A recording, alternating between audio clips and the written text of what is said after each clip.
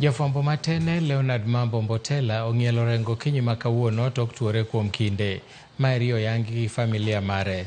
Mbotela ibiro par ahinya kod chenro mare mar redio manidendo ni Je Huni Ungwana, chenro mane oganda mathoth owinjo kuom thuolo mahewo higni 50. Mbotela notho koja higni 85.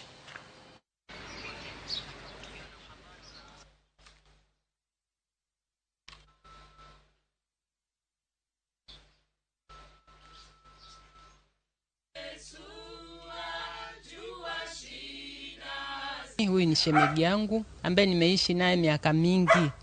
Kwa hivyo kwangu amekuwa kama kaka, ndugu wa karibu. Mimi nasema yule ucheshi wake na ukarimu wake na kupenda watu, huo zaidi ndio na utambua. Amekuwa ni mtu wa kuzungumza habari za ukweli, kuhakikisha kwamba watu wameishi maisha ya ukweli, maisha ambayo yamenyoroka. Tukiangalia vile nchini mambo mengi yanaenda yako njia zimepinda but yeye atataka mambo kwamba yawe yameenda straight.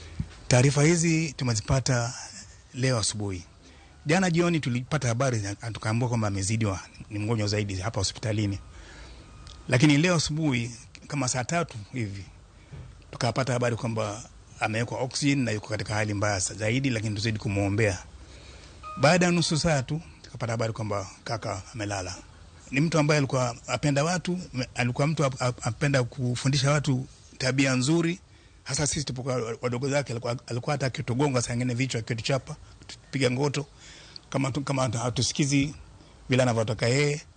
Alikuwa anapenda sana tuwe na tabia ambazo ni za nidhamu.